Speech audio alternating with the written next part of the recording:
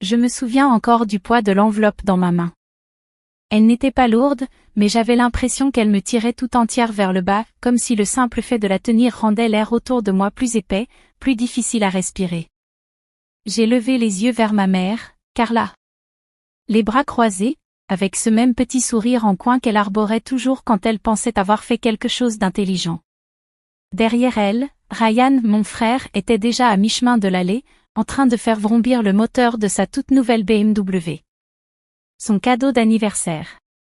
Son deuxième, en fait, puisque le premier n'était apparemment pas de la bonne couleur. Et moi? J'avais 18 ans ce jour-là. L'âge symbolique. Le jour où l'on entre officiellement dans l'âge adulte. Je ne m'attendais pas à des ballons, ni à un gâteau, ni même à une carte.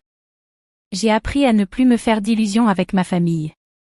Mais une minuscule partie de moi, une petite étincelle pathétique nichée au fond, espérait encore quelque chose, un mot gentil, une étreinte, un signe que j'avais peut-être un peu d'importance.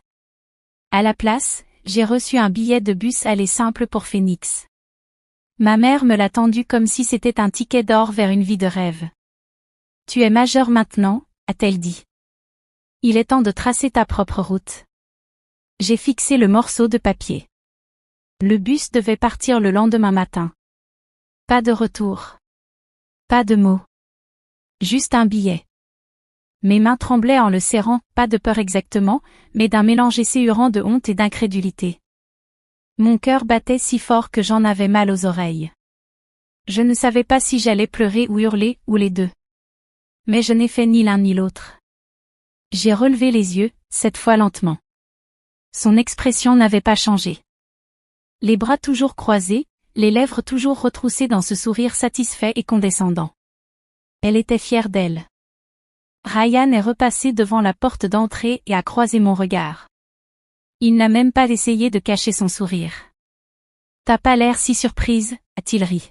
« Au moins t'as eu quelque chose. » J'ai ouvert la bouche. Puis refermé. Que aurais-je pu dire? Que j'avais passé la dernière année à travailler tard en ligne pour économiser quelques centaines de dollars? Que j'avais postulé en cachette dans des collèges communautaires parce que je savais qu'ils ne m'aideraient pas? Que j'avais eu des anniversaires où ils avaient carrément oublié que j'existais? Alors j'ai simplement hoché la tête. Je ne sais pas pourquoi. Par instinct, peut-être. Ou par peur. Ou peut-être parce que je ne voulais pas leur offrir le plaisir de me voir craquer. Merci, ai-je dit doucement. Ma voix n'a pas tremblé. C'était la seule victoire que j'avais à ce moment-là. Carla a haussé les sourcils. Tu devrais être reconnaissante d'avoir au moins ça. Reconnaissante. Ce mot est tombé dans ma poitrine comme une pierre. J'étais censée être reconnaissante d'être jetée dehors comme un sac poubelle posé au bord du trottoir? Je me suis retournée et j'ai monté les escaliers. Mes jambes bougeaient comme en pilote automatique. Ma chambre, celle où j'avais grandi, semblait soudain plus petite. Plus froide. Les posters au mur me paraissaient enfantins. La literie que j'avais choisie 2 ans plus tôt avait l'air bon marché. Je me suis assise au bord du lit, le billet toujours en main. Le silence était assourdissant. Le seul son que j'entendais, c'était le tic-tac de l'horloge sur ma table de chevet. Tic. Tac. Tic. Comme si elle comptait les secondes avant que je ne disparaisse. J'ai fixé le mur pendant ce qui m'a semblé une éternité. Mon esprit tournait à 100 à l'heure, et pourtant il était engourdi. Est-ce que j'étais en colère? Blessée? Soulagée? Peut-être tout à la fois. Ou peut-être, juste épuisée. Parce que dans ce silence, quelque chose en moi s'est rompu. Pas violemment, plutôt comme un fil qui finit par céder. Je n'allais pas supplier. Je n'allais pas pleurer. J'allais partir. Et il ne me verrait plus jamais de la même façon. Le lendemain matin, j'ai regardé le soleil se lever à travers les stores cassés de ma chambre, si je pouvais encore l'appeler ainsi. La lumière dessinait des rayures dorées sur le sol, totalement en décalage avec ce que je ressentais à l'intérieur. Je n'avais pas dormi. Pas une minute. Ma valise attendait près de la porte, déjà fermée depuis des heures, remplie du strict nécessaire, quelques vêtements, mon carnet de croquis, et le journal que je cachais derrière ma commode. C'était étrange de me sentir aussi calme. Comme si le chagrin avait déjà tout brûlé pendant la nuit et qu'il ne restait plus que de la lucidité. Il n'y a pas eu d'au revoir théâtral. Pas de « tu vas me manquer ». Personne n'est venu voir si j'étais partie. Je suis descendue les escaliers en silence. Carla était assise au comptoir de la cuisine, faisant défiler son téléphone d'un air distrait et sirotant un café noir comme si c'était juste un mardi comme les autres. Elle ne leva même pas les yeux. Le bus part à 10 heures, marmonna-t-elle.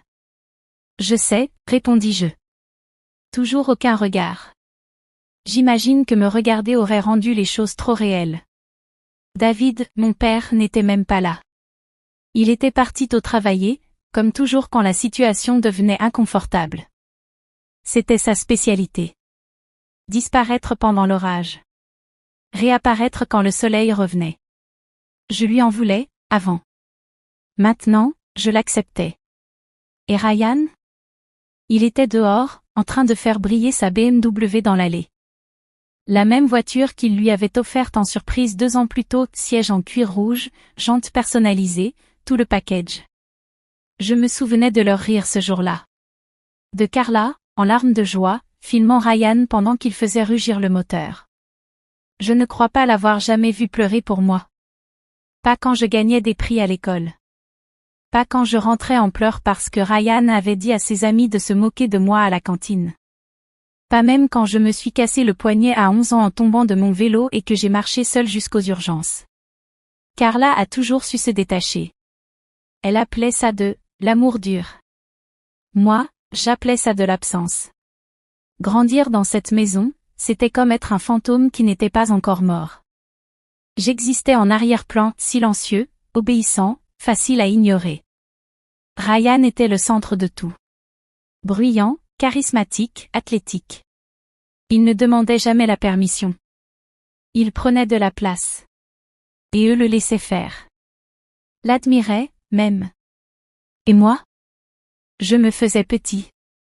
Je suis devenu expert pour lire l'ambiance, éviter les humeurs de Carla, cacher mes secrets à Ryan. Bon à sourire quand j'avais envie de hurler. Bon à écouter alors que personne ne me demandait jamais comment j'allais. Bon à faire semblant que ça ne me blessait pas quand ils oubliaient que j'étais dans la pièce. Mais je n'étais pas aveugle. Je voyais la façon dont Carla regardait Ryan, comme s'il était la preuve qu'elle avait réussi quelque chose.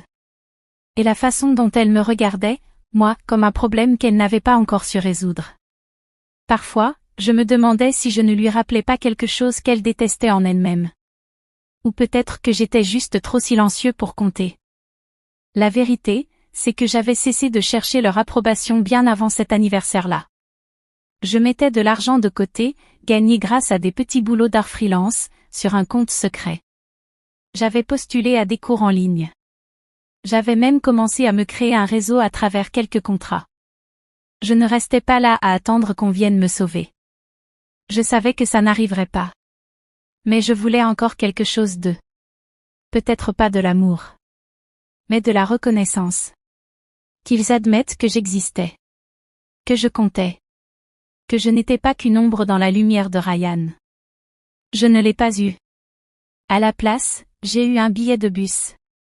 Et le silence. Alors je suis partie. Sans drame. Sans discours. Juste une grande inspiration, et un dernier regard vers la maison que j'appelais autrefois, chez moi. Et quand le bus s'est éloigné du trottoir, une voix intérieure m'a soufflé. Cette fois, c'est ton tour. Le car Greyhound sentait le vieux cuir et le café. Je me suis installée près de la fenêtre, serrant mon sac contre moi, en prétendant être ailleurs, quelqu'un d'autre. Le billet était froissé dans la poche de mon sweat, mais je n'avais pas besoin de le regarder. Phoenix. Une ville que je n'avais jamais vue. Un avenir que je n'étais pas sûre d'être prêt à affronter. Mais un avenir que j'allais embrasser, parce que je n'avais plus rien à perdre. Je n'ai pas pleuré. Pas dans le bus. Pas quand la silhouette de la ville est apparue au loin. Pas même quand je suis descendue, sans personne pour m'attendre. Mais je mentirais si je disais que ça ne faisait pas mal. Il y a cette douleur qui vient quand on comprend que sa famille n'a jamais voulu vraiment vous connaître. Ce n'est pas une douleur vive. C'est une douleur sourde et constante, comme un bleu qu'on oublie jusqu'à ce que quelqu'un appuie dessus. Elle se réveillait chaque fois que je voyais quelqu'un de mon âge être enlacé par ses parents. Ou passer un appel vidéo avec sa mère. Je faisais défiler les photos de familles heureuses en ligne et je me demandais ce que ça faisait, d'être choisi. D'être gardé. J'ai loué une petite chambre au-dessus d'une boulangerie. La propriétaire, une femme gentille nommée Ruth, ne m'a posé presque aucune question quand je lui ai payé 2 semaines d'avance. Je n'avais pas grand-chose. Mais j'avais assez, grâce à quelques commandes de design que j'avais obtenues en ligne, logos, flyers, pochettes d'albums. Ce n'était pas glamour, mais ça me permettait de tenir. Et puis, il y a eu Marie-Anne. Elle avait été l'une de mes clientes en freelance, une entrepreneuse basée à Phoenix qui aimait ma rigueur et disait que j'avais une vieille âme. Quand je lui ai écrit, lui expliquant ma situation, elle m'a répondu en quelques minutes. Rendez-vous demain, 10 heures. Mon bureau. Porte la confiance avec toi. Alors je l'ai fait. Marie-Anne était tout ce que Carla n'était pas, chaleureuse, directe, vive. Elle ne me ménageait pas. Mais elle me voyait. Vraiment. En une semaine, elle m'avait intégrée à temps partiel dans l'équipe de communication de sa start-up. Elle avait même demandé à l'un de ses chauffeurs de venir me chercher pour les réunions, jusqu'à ce que je puisse me payer mes propres trajets. C'était irréel, comme si quelqu'un avait enfin ouvert la porte sur laquelle je frappais depuis toujours. Le samedi est arrivé plus vite que prévu. La limousine s'est arrêtée pile à l'heure, brillante comme sortie d'un rêve. Le chauffeur, un homme doux nommé Léo, m'a ouvert la porte avec un signe de tête poli. En montant, mes nerfs ont failli prendre le dessus. Mais j'ai regardé mon reflet dans la vitre teintée. Je n'avais pas l'air effrayé. J'avais l'air prêt. Le trajet m'a semblé à la fois trop long et trop court. Mon ancien quartier d'enfance n'avait pas changé, les mêmes trottoirs fissurés, les mêmes émals taillés. La maison se dressait là, comme un monument à chaque moment où je m'étais senti insignifiant. Mais je ne l'étais plus. Léo a ouvert la porte, et je suis descendue. J'ai entendu les murmures avant même d'atteindre le perron. Des voisins qui jetaient un œil derrière leur store. La voix de Ryan à l'intérieur. C'est une limo, ça? Je toquai à la porte. Carla ouvrit la porte, et pour la première fois de ma vie, elle sembla réellement stupéfaite. Ses bras n'étaient pas croisés. Sa bouche était entr'ouverte, comme si elle ne savait plus quel rôle jouer, quel script suivre. Je souris. Tu as dit que le dîner était à 19 heures. Elle cligna des yeux. Tu as l'air différente. Je le suis, répondis-je simplement. À l'intérieur, Ryan était assis à la table, la fourchette figée à mi-chemin entre son assiette et sa bouche. Mon père leva les yeux de son journal, les sourcils légèrement haussés. Pendant quelques secondes, personne ne dit un mot. Je suis entrée et me suis installée à la table comme si j'avais parfaitement le droit d'y être, parce que je l'avais. Je ne fanfaronnais pas. Je ne faisais pas de grands discours. J'étais juste là, entière, enfin présente, et j'ai laissé le silence parler à ma place. Le dîner fut maladroit. Carla posa quelques questions rigides sur Phoenix. Ryan fit une blague à moitié ratée sur les limousines. Mon père se racla souvent la gorge, sans dire grand-chose. Je répondis calmement, clairement. Je leur dis que je travaillais avec une start-up. Que j'avais trouvé un logement. Que je construisais quelque chose, toute seule. Personne ne me félicita. Personne ne s'excusa. Je ne m'y attendais pas. Mais quelque chose avait changé. Je le vis dans les yeux de Carla quand je mentionnais le nom de Marie-Anne. Je le vis dans le silence de Ryan quand je dis que j'avais mes propres projets maintenant. Et je le ressentis en moi, cette vérité tranquille et inébranlable. Il m'avait sous-estimé. Quand le dîner se termina, je me levai. Merci pour le repas, dis-je. Carla ouvrit la bouche, comme si elle voulait dire quelque chose, mais aucun mot ne sortit. Ryan détourna le regard. Mon père m'adressa un signe de tête, juste un signe de tête, mais ce fut sans doute ce qui se rapprochait le plus d'une reconnaissance venant de lui. Léo m'attendait dehors. En remontant dans la voiture, je ne me retournai pas. Le trajet de retour fut silencieux. Paisible. Je regardais par la fenêtre, les lumières de la ville défilant en traînées floues. Je ne pensais plus à ce que j'avais perdu. Je pensais à tout ce que j'étais en train de construire. Ce soir-là, dans ma petite chambre au-dessus de la boulangerie, j'ai allumé une petite bougie que Ruth m'avait donnée. Pour les nouveaux départs, avait-elle dit en me faisant un clin d'œil. Et j'ai écrit. Pas pour eux. Pas à eux. Pour moi. Pour la fille qui, un jour, était assise au bord de son lit, billet en main, le cœur en miettes. Pour la jeune femme qui n'avait rien d'autre qu'un carnet de croquis et un rêve. Pour la personne que je devenais encore. Pas effacée. Pas oubliée. Enfin vue. Enfin libre.